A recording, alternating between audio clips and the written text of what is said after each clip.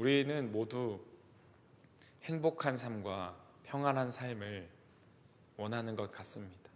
교회 안에 있는 우리뿐 아니라 세상의 모든 사람들은 조금 더 평안함 가운데 살아가기를 원하고 조금 더 행복한 삶을 살아가기를 원합니다. 저도 늘 그랬던 것 같습니다. 그런데 삶을 바라보다 보면 마치 찬송가에 이 세상에 근심된 일이 많고 참 죽을 일 쌓였구나 라는 그 가사처럼 우리의 마음을 힘들게 하고 우리의 마음을 불편하게 할 때도 있습니다.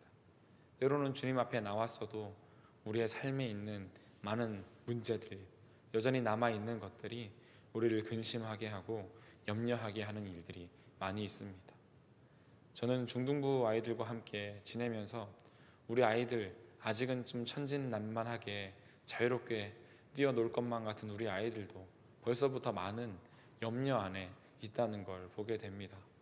그래서 우리 아이들이 정말 이 신앙 안에 있는 기쁨을 찾았으면 좋겠는데 어떻게 하면 주님 안에 있는 이 좋은 것과 이 기쁨을 누릴 수 있을까? 그렇게 늘 고민했습니다. 그래서 어제까지 갔다 왔던 중등부 수련회에는 그 주제를 함께 기뻐하라로 했습니다. 빌립보서 안에 있는 그 말씀처럼 주 안에서 기뻐하라. 항상 다시 말하노니 항상 기뻐하라.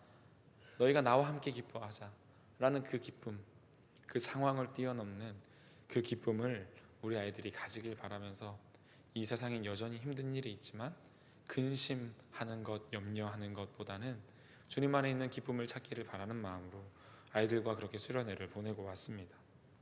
우리가 함께 읽은 이 빌립보서 말씀, 이 빌립보서의 전체적인 주제는 복음과 기쁨이라고 할 수 있습니다.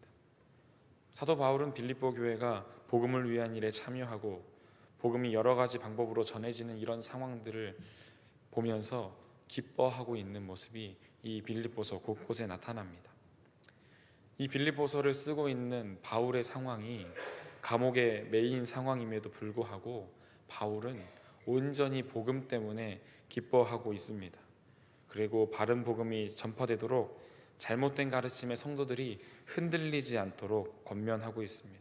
그래서 성도들이 바른 복음의 지향점인 예수 그리스도를 바라보게 하여 이 세상 시민권 아닌 하늘의 시민권을 가진 성도로 살아가도록 권면하는 내용들이 이 빌립보서에 담겨 있습니다.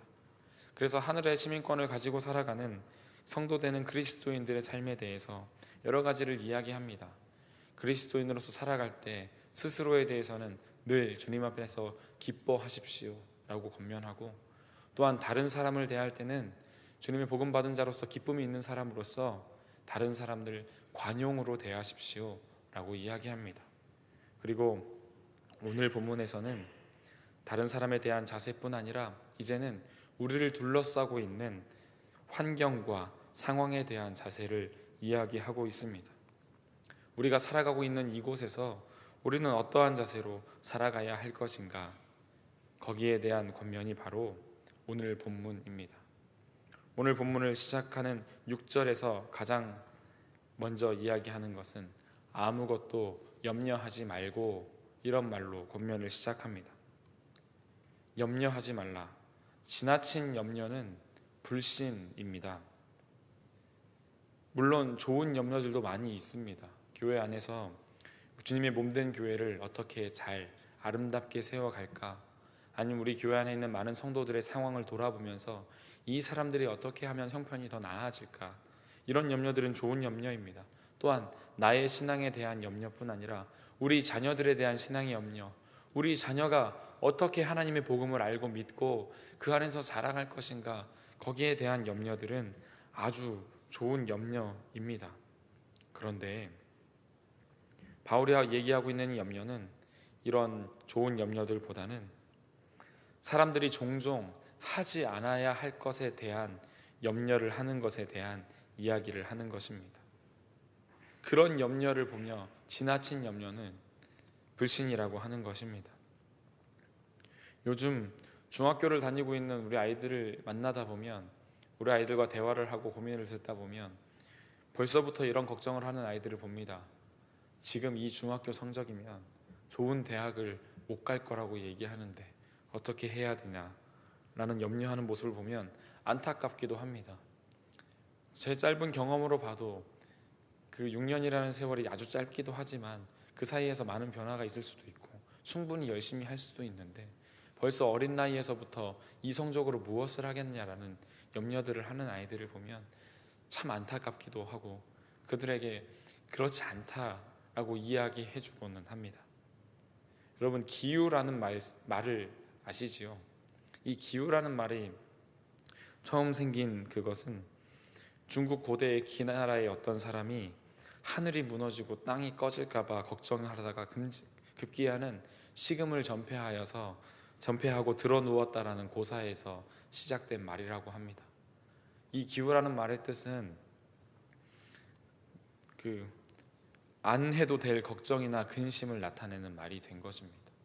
그런데 우리가 하는 많은 염려들 가운데 이런 기후가 있습니다. 아무리 염려해도 해결되지 않을 것들, 그런 기후가 우리 안에 많지 않습니까? 아무것도 염려하지 말라는 말씀의 염려는 이런 것입니다.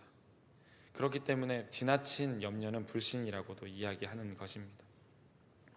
왜냐하면 왜 지나친 염려가 불신이 되냐 하면 그 염려 이면에는 내가 스스로 책임져야 한다는 생각이 깔려 있기 때문입니다. 성도들의 삶, 하늘의 시민권을 가지고 살아가는 사람들의 삶의 고백 중에는 주님이 우리 주인이십니다 라는 고백이 있습니다. 그 고백은 하나님이 책임지신다는 고백, 하나님이 책임지신다는 것이 바로 우리의 믿음입니다. 그러나 지나친 염려는 하나님을 신뢰하지 않고 나 자신이 나를 스스로 책임져야 한다는 생각 때문에 비롯되기 때문에 지나친 염려는 우상 숭배가 되기도 하고 불신이기도 합니다. 사실 책임질 수 없는 것에 대해서 책임지려고 하는 것은 무책임한 일입니다. 자신에게 주어진 일이 자신 스스로 책임질 수 없다면 그것을 책임질 수 있는 사람에게 넘겨주는 것이 정말 책임감 있는 행동입니다. 그런데 간혹 어떤 사람들은 자신이 책임감 있게 행동한다는 그 말 아래 자신이 책임지지도 못할 일을 붙들고 있다가 정말 그 일을 해결할 수 있는 기회를 놓쳐버리고 오히려 그 일을 맡지 않은 것만도 못한 결과를 낳게 하고 악화시키는 경우를 볼 수 있습니다.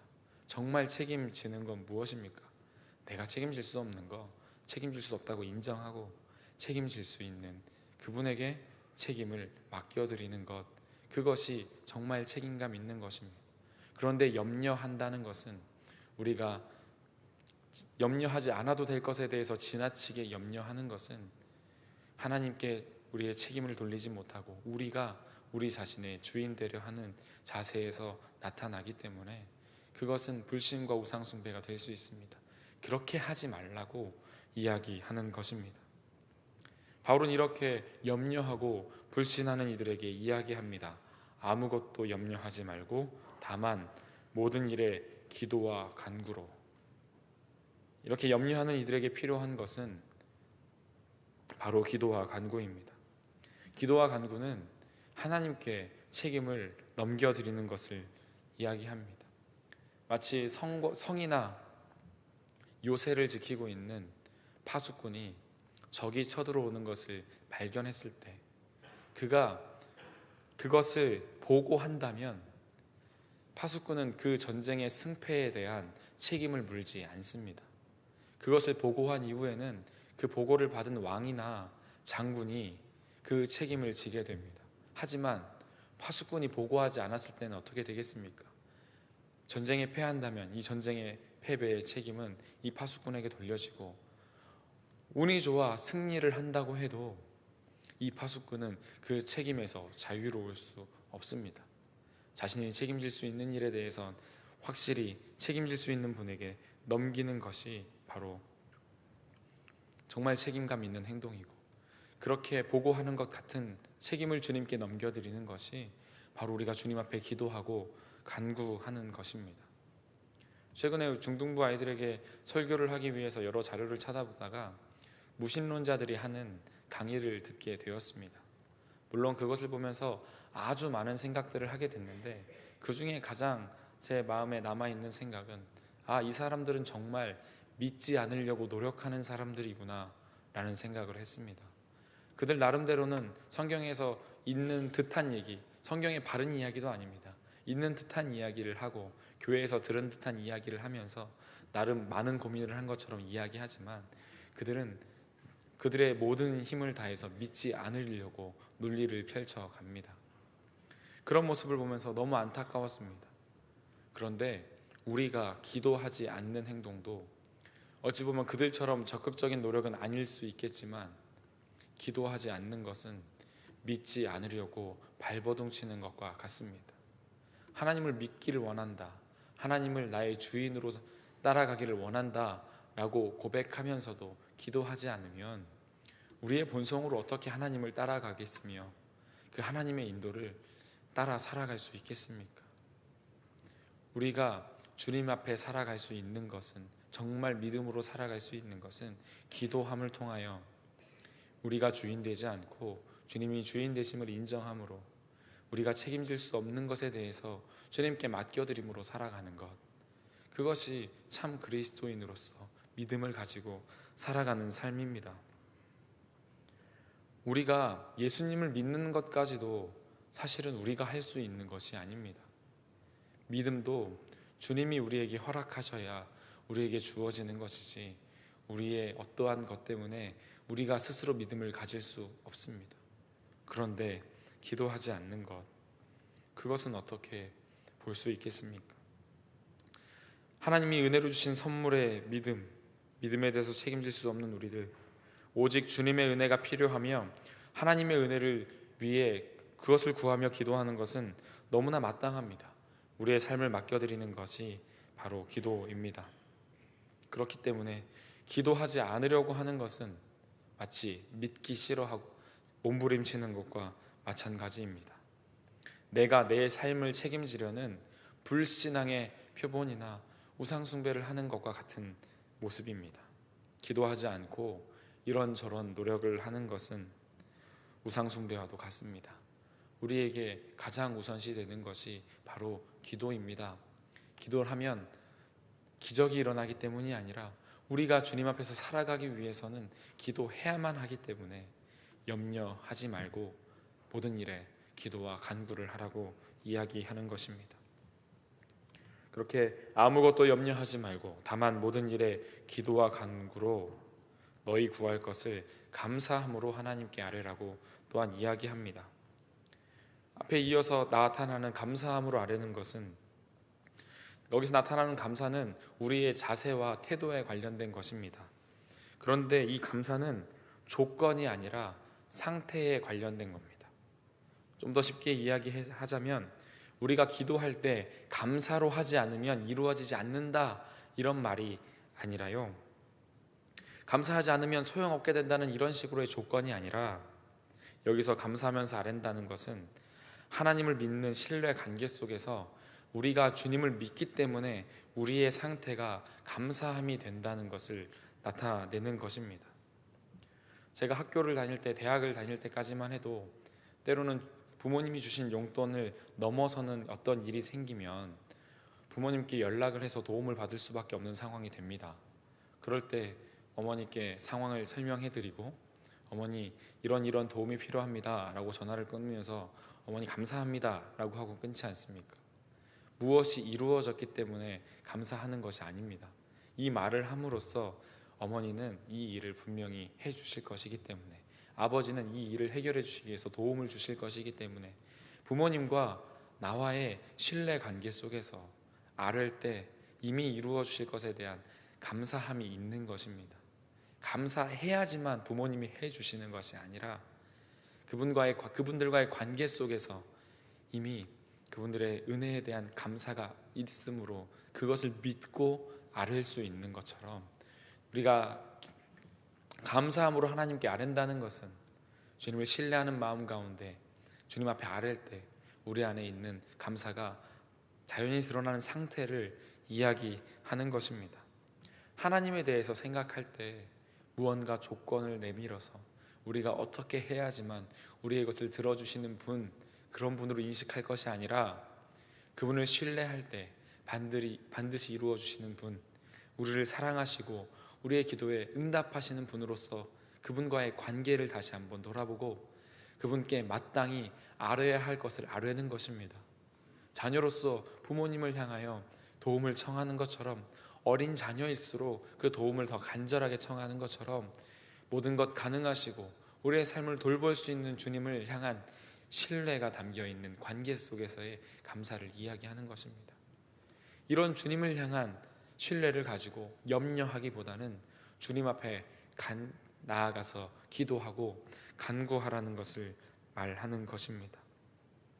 이렇게 바울은 하늘의 시민권을 가진 자들로서 하나님을 바라보는 그 성도들을 향하여 너희가 할 것은 염려하는 것이 아니라 하나님을 신뢰하는 가운데 감사함으로 기도하고 간구하는 것이라고 이야기하고 권면합니다. 이렇게 6절에서 그들을 향한 권면을 이야기한 바울은 7절에서는 그런 성도들을 향한 하나님의 약속을 이야기합니다. 그리하면 이렇게 하실 것이다 말씀합니다. 그리하면 모든 지각에 뛰어난 하나님의 평강이 그리스도 예수 안에서 너희 마음과 생각을 지키시리라. 이 말씀 앞에 모든 지각에 뛰어난 이라는 표현을 보면 우리에게 은혜를 베푸시는 분, 우리에게 이렇게 하면 우리를 지켜주시는 그분 하나님, 그분이 바로 모든 지각에 뛰어나신 하나님이라고 또한 설명하는 겁니다. 성도들에게 응답하실 주체이신 하나님은 모든 지각에 뛰어나신 분. 지각이라고 하는 것, 아는 것이라는 지와 깨닫는 각이지 않습니까? 모든 것을 알고 깨닫는 것, 이 세상에 분별할 모든 것들에 대한 감각이 있는 분, 모든 문제 해결에 대한 감각과 기준이 있으신 분, 그 어떤 것과도 비교해도 뛰어나신 그분이 우리가 염려를 삼고 있는 그 문제를 주 앞에 내어 드렸을 때 능히 해결하실 수 있는 분이시다는 걸 이야기하는 것입니다. 우리의 생각보다 뛰어나시는, 우리의 판단과 우리의 생각을 월등히 앞서시는 주님에 대해서 이야기하는 겁니다. 이사야 55장 8절과 9절에서는 이는 내 생각이 너희의 생각과 다르며 내 길은 너희의 길과 다름이니라. 여호와의 말씀이니라. 이는 하늘이 땅보다 높음같이 내 길은 너희의 길보다 높으며 내 생각은 너희의 생각보다 높음이니라 말씀하시는 것처럼, 우리는 때로 우리의 생각대로 하나님을 판단하거나 제한하려고 하지만 하나님은 우리의 생각이나 우리의 판단, 거기에 얽매이시거나 제한되거나 판단할 수 있는 분이 아니라 우리는 판단할 수도 가늠할 수도 없는 높으신, 뛰어나신, 전능하신 분이시라는 걸 이야기하는 것입니다. 너희가 아무리 염려해도 알 수 없는 그것, 능히 그것을 판단하고 해결할 수 있는 분이 하나님이시다, 그것을 알려주는 것입니다. 우리는 너무 작은 것에도 두려워하고 염려하지만 그 상황을 누구보다 분명히 판단하시고 나아갈 길을 알 수 있는 분이 바로 하나님이심을 이야기하는 것입니다. 그런 하나님이 우리의 기도에 응답하신다는 것입니다. 그렇게 이어서 모든 지각에 뛰어난 하나님의 평강이라고 이야기합니다. 여기서의 주어가 무엇입니까? 바로 평강입니다. 그 모든 지각에 뛰어나신 하나님께서 주시는 그 평강이 우리의 마음과 생각을 지키는 주체입니다. 예레미야 29장 11절을 보면 여호와의 말씀이니라. 너희를 향한 나의 생각을 내가 아나니 평안이요 재앙이 아니니라. 너희에게 미래와 희망을 주는 것이니라 하는 말씀처럼 우리를 향하신 하나님의 마음은 늘 평안함과 평강입니다. 여기서 이 평강은 종말론적인 표현입니다. 하나님의 구원이 완성되는 때를 향하여 있습니다. 이 평강은 앞서 있는 염려와 상반되는 이야기입니다. 평강은 구원이 완성된 것이며 하나님의 구원을 경험한 이들이 하나님 안에서 충만함을 누림으로써 안전함을 느끼게 되는 상태입니다. 사람들이 염려하고 두려워하는 이유는 이들 안에 영원한 생명이 없기 때문에 그들 안에 있는 결핍들, 모자라는 것들이 그들의 생명을 위협하는 것처럼 느껴지고 그것 때문에 극복하기 위해서 애를 쓰려는 것이 염려함과 두려움으로 나타납니다. 그러나 생명은 사람들이 스스로 채울 수 있는 것이 아닙니다. 이것은 오직 하나님 안에 있는 하나님께서 주시는 것으로 채워질 수 있는 것입니다. 그렇기 때문에 주님이 주시는 그 생명 안에서만 평안과 평강을 누릴 수 있게 되는 것입니다. 사실 세상은 평강을 주지 않습니다. 우상들은 그들을 섬기는 자들을 두렵고 떨리게 하고 염려하게 만들므로 자기들에게 몰입하게 만듭니다. 세상의 많은 가치들도 사람들의 마음을 두렵고 떨리게 함으로 거기에 몰두하게 만듭니다. 이 세상 사람들이 생각하는 이 마지막 때는 늘 멸망과 종말로 끝납니다. 그러나 하나님이 우리를 향하신 그 종말에 대한 생각, 우리에 대한 그 궁극적인 생각은 멸망이나 없어짐이 아니라 생명을 회복하는 것입니다. 평강을 주는 것이 우리를 향한 하나님의 궁극적인 마음입니다. 그러나 하나님이 없는 사람들은 끝을 생각하면 생각할수록 멸망하고 망하고 없는 것, 그것 때문에 두려워하는 삶의 모습을 가지고 살아가지만 주님 앞에는 평강이 있기 때문에 그 평강을 누리는 사람들은 염려하지 않을 수 있게 되는 것입니다. 그렇기 때문에 모든 지각에 뛰어난 하나님이 주시는 평강이 너희를 채운다면 너희는 두려워하지 않을 수 있을 것이다 이야기하는 것입니다. 하나님이 바라보시는 우리의 미래는 세상 사람들이 바라보는 것처럼 언젠간 인류가 멸망하거나 자원이 고갈되어서 어려워하는 삶이 아니라 이사야 11장에서 나타나는 것처럼 어린 양과 포범이 사자와 어린이들이 독사와 여러 어린아이들이 함께 어울려도 그 가운데 피해가 없이 함께 평화롭게 살아가는 그 삶, 하나님이 우리를 향하신 이 세상을 향하신 하나님의 뜻은 평화와 회복에 있습니다.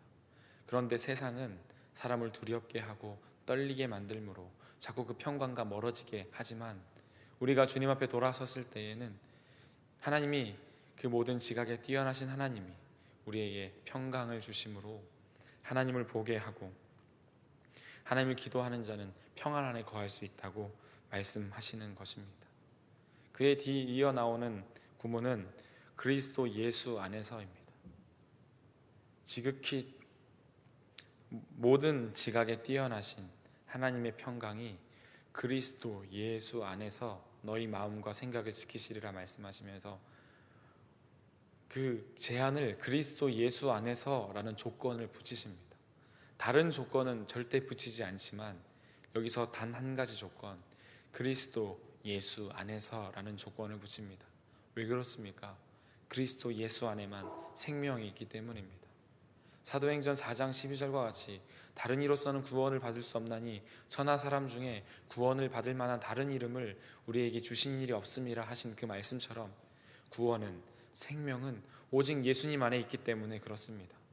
세상의 많은 것들이 우리를 미혹하고 세상의 많은 것들이 우리를 채워줄 수 있는 것처럼 하지만 우리의 생명을 채울 수 없지만 우리의 유일하신 우리의 구원자 되신 예수 그리스도의 이름 그 안에 있을 때에만 우리에게 생명이 있고 우리에게 구원이 있음을 이야기하는 것입니다. 그리스도 예수 안에서라는 이 말은 그 조건은 우리를 제한하기 위한 것이 아니고 우리를 가두려기보다는 우리를 보호하기 위한 것이고 우리를 제한하기보다는 우리의 바른 길을 위한 분별하시기 위한 조건입니다. 우리는 한 번에 여러 곳에 있을 수 없습니다. 사람은 한 번에 한 곳에 있을 수만 있고 한 시간에 한 곳에만 있을 수 있습니다. 우리는 그렇게 제한된 존재로 하나님께서 창조하셨습니다. 그것처럼 우리의 마음도 둘 수 있는 곳은 한 곳밖에 없습니다. 예수님께서도 재물과 하나님을 동시에 섬길 수 없다고 말씀하셨던 것처럼 우리의 마음을 둘 수 있는 것도 사실 한 곳밖에 없습니다. 그런데 세상 사람들은 하나님을 섬기는 것과 세상적인 것을 동시에 추구하는 것을 지혜롭게 여기고 그것이 가능한 것처럼 이야기하지만 그것은 불가능합니다. 오직 주님 앞에 거하든지 주님이 아닌 세상의 우상을 섬기든지 주님 안에 있으면서도 주님을 섬기는 것이 아니라 우상을 섬기는 것이 될 수도 있습니다. 그렇기 때문에 그리스도 예수 안에서라고 제안함으로 오직 생명이 있는 그곳에서 평강을 주실 주님을 바라보라고 이야기하는 것입니다. 그렇게 주님 앞에 그리스도 예수 안에 있을 때 하나님의 평강이 그곳에 있고, 그 하나님의 평강이 우리의 마음과 생각을 지키시는 것입니다. 마음과 생각을 지키신다는 말은 또한 무엇이겠습니까? 그리스도인들의 의지와 정신을 지켜주는 겁니다. 어려운 상황과 환경 속에서도 의지가 꺾이지 않고, 너무나 혼란스러운 고난 중에서도 정신이 흐려지지 않으므로 그 어려움 속에서도 하나님의 평강이 마음과 생각을 지켜주신다는 것입니다. 이것은 우리의 내적인 변화에 관한 것입니다. 이전에는 상황과 환경에 대해 쉽게 흔들리고 염려하던 이들이 하나님의 평강이 지키심으로 그 마음과 생각, 의지와 정신이 흔들리지 않게 된다는 것입니다. 사람의 내적인 변화를 야기하는 것을 이야기하는 겁니다. 얼마 전에 인터넷에서 신앙 카툰을 봤습니다. 이 그림은 하나의 큰 그림과 함께 옆에 이런 문구가 써 있었습니다.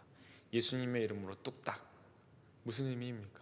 예수님의 이름으로 이야기하지만 이것을 마치 도깨비 방망이처럼 여긴다는 것을 이야기하는 것입니다. 하나님께 기도하는 것은, 예수님의 이름으로 기도하는 것은 우리가 바라는 것, 우리가 이루기 위한 것을 위해서 이용하는 한 수단이 아닙니다. 하나님이 마치 우리의 원하는 것을 위한 도구로 삼아지는 분이 아닙니다. 물론 하나님은 우리가 바라는 그 모든 것 능히 하실 수 있는 분이시지만, 모든 것을 하실 수는 있지만 아무 일이나 하시는 분은 아니신 것을 말하는 것입니다. 그래서 하나님께서는 대개 우리가 환경을 위해서 기도할 때도 그 환경을 바꿔주시기보다는 그 환경을 위해 기도하는 그 사람을 바꿔주심으로 그것을 뛰어넘게 하십니다. 우리의 내적인 변화를 일으켜 주시는 분입니다. 왜 우리의 내적인 변화를 일으켜 주시는 분이시겠습니까? 사실 외적인 것은 완벽하기 때문입니다. 이 외적인 것은 무엇입니까? 상황과 환경에 대해서 이야기하는 것이 아닙니다. 우리 외적인 하나님에 대한 것을 이야기하는 것입니다. 우리를 향한 하나님의 은혜는 단 한 번도 변한 적이 없습니다. 우리를 향한 하나님의 은혜는 단 한 번도 끊어졌던 적이 없으며, 우리를 향한 하나님의 은혜는 단 한 번도 적어졌던 적이 없습니다. 늘 넘치도록 풍성하게 우리를 향한 하나님의 은혜는 풍성하게 우리를 향하여 있지만, 그 은혜를 누리지 못하는 우리가 하나님의 은혜가 없는 것처럼 여기고 하나님이 계시지 않는 것처럼 여길 뿐입니다. 그렇기 때문에 기도하는 그 사람의 내적인 변화를 통하여 우리를 향하여 있는 그 풍성한 하나님의 은혜를 바라볼 수 있게 하고 그 은혜를 누릴 수 있게 한다는 것을 이야기하는 것입니다. 수많은 환경과 상황이 우리의 마음과 생각을 올가매어서 하나님의 은혜는 바라보지 못하고 이 어려움에 우리를 몰두하게 하고 그것 때문에 낙심하게 하고 지치게 할 그때에 하나님의 평강이 우리의 마음과 생각을 지키심으로 그 상황과 환경 이면에 있는 하나님의 은혜를 발견할 수 있게 한다는 것입니다. 지금 올림픽 진행 중이지 않습니까? 많은 선수들이 그 국제 무대에 떨리는 그 상황을 이겨내기 위해서 수많은 훈련을 해냈고, 그 상황 속에서 스스로의 마음을 지키는 사람들이 우승을 할 수 있습니다. 그 훈련을 위해서 우리나라 양궁 국가대표팀들 전 종목 석권했는데 그 사람들의 훈련 방법 중에 정말 수많은 소음이 가득한 야구장에 가서 훈련하는 과정도 있었다고 합니다. 어떤 상황 속에서도 아무리 시끄럽게 해도 누가 나를 방해해도 마음이 흔들리지 않고 오직 한 곳을 바라볼 수 있게 하는 훈련을 했고, 그 훈련이 열매를 맺어서 그들에게 메달이 된 것입니다. 그리스도인들에게도 마찬가지입니다. 하나님의 평강이 우리의 마음을 지키셔서 우리의 마음과 생각이 흔들리지 않고 우리의 의지와 정신이 무너지지 않으므로 우리를 향하신 하나님의 은혜를 바로 바라보았을 때 우리는 그 은혜를 누리며 자족하고 그 은혜를 누리며 찬양하며 넘어지지 않고 이겨낼 수 있게 되는 것입니다. 하나님의 은혜를 힘입을 때 우리는 능히 이겨낼 수 있습니다. 우리가 염려했던 그 염려의 상황은 여전히 변화가 없지만 이 염려를 주님께 맡겨드림으로 우리는 염려가 아닌 평강으로 주님 앞에 나아갑니다. 하나님의 그 평강이 우리의 마음과 생각을 지키심으로 이전에는 발견할 수 없었던 하나님의 은혜를 발견하게 되고, 그 은혜를 누리고 그 은혜로 새롭게 됨을 경험하는 것입니다. 바울은 이야기합니다. 아무것도 염려하지 말고 다만 기도와 간구로 너희 구할 것을 감사함으로 하나님께 아뢰라. 그리하면 모든 지각에 뛰어난 하나님의 평강이 너희 마음과 생각을 지키시리라. 염려보다 신뢰함으로 기도하여 하나님의 은혜를 누리는 삶을 살아가기 바랍니다. 우리를 향한 하나님의 은혜는 변함이 없으시니 신뢰함으로 바라볼 때 거친 파도와 폭풍우가 부는 것 같은 상황 속에서도 하나님의 평강이 우리 마음과 생각을 지키심으로 하나님의 은혜를 바라볼 수 있고 하나님의 은혜를 누릴 수 있게 하실 것입니다. 그러한 신뢰함이 우리 가운데 가득하기를 바랍니다. 우리 시간 같이 함께 기도하겠습니다. 함께 기도할 때 하나님, 세상에 근심된 일이 많고 염려가 많아도 그 속에서 하나님을 신뢰하며 염려하기보다는 기도함으로 하나님의 평강으로 지키시는 그 은혜를 누리며 살아가게 하여 주옵소서. 같이 기도하겠습니다.